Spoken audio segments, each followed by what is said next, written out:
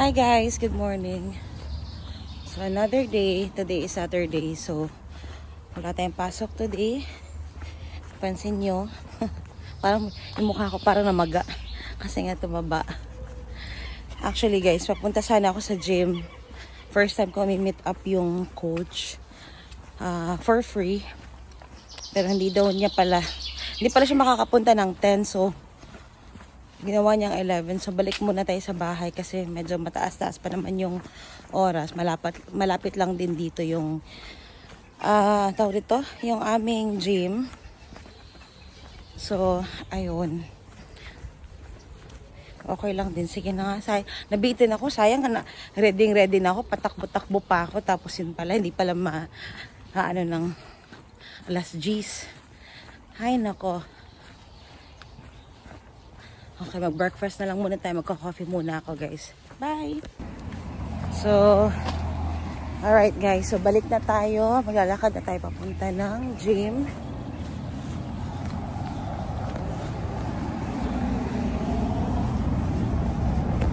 So, dito na tayo guys sa One Gym. Ayan, so 20 minutes early ako today. Wow. There. So, mga 15 minutes lang pala ako naglakad. Maano lang, malapit.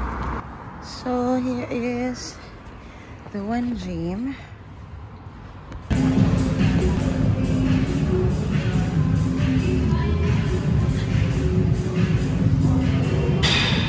Okay, so we're done. Yeah. OMG. Your video. So that was it guys, that's all done for first day. It's a free session actually with Sammy. So the reason why we have a free session, it's just because she wanted to know if I'm going to push through or will be interested for the type of workout that we're gonna doing, you know, if we need to continue. So yeah, it's all worth it. Yeah, I'm excited actually guys. I'll be happy and excited, and I'll see you in the next session. Bye. So that was it guys. So I'm home na, and so the first time na ito yung sobrang tagal talaga na hindi ako nakabalik mag-gym. Kasi dati guys, na nag-gym ako, siguro mga 2 beses lang ako nagpunta. So may pero walang nagtuturo, walang trainer. So nung time na parang walang din ng gana kasi hindi ko naman talaga alam kung ano yung dapat gawin, ano yung pinakaunang gagawin, ano yung talagang proper. So lalo na pag beginner ka guys, mas maganda talaga na meron talagang guidance. So I would recommend na kung hindi man natin ma-afford yung mga gantong yung mga nagtuturo, so siguro manood tayo ng mga videos. So yun yung parang pang start lang at least. Pero mas okay pa din siya guys, mas okay pa din talaga na may nagtuturo sa'yo, may nag-guide sa'yo. Lalo na pag sasaba ka sa mga ganitong, alam mo na, gusto mo ng may pagbabago sa sarili mo. So, yun. And then, eventually, pag nasanay ka na and alam mo na yung mga routine, so, I think it's the best time then na pwede mo na din siyang gawin sa sarili mo kahit na walang nagtuturo sa'yo kasi alam mo na yung routine. So, yun. So, looking forward guys na syempre magbawas ako ng timbang kasi nga sa height kong to, kailangan, alam ko naman talaga na, aminado ako doon guys na talagang ang dami kong, naging over din ako lalo na sa pagkain.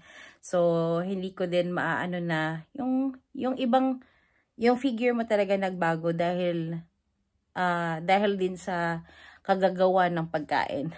So, yung pagkain mo, kung the way mo kinain, paano mo siya kinain, and then, yun.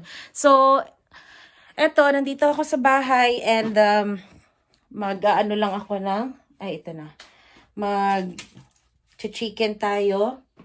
This is for my lunch, or parang ito na yung magiging heavy meal ko for today. Tapos, mamaya, na lang, light meal na lang para mamayang gabi kasi gagawin ko na lang tong ang heavy meal. Hindi naman heavy meal. Yung parang proper meal. Masasabi kong proper meal. Proper meal. Tapos, meron din tayo ditong grapes. So, and strawberry. So, yun. And then, meron akong tinapay. Yung tinapay naman is maganda din siya kasi healthy din siya yung binili namin. So, yeah. So, that was it. That was my a day in my life for today, guys. So that was it, guys. So thank you guys for joining, and to see the progress, keep watching. Bye!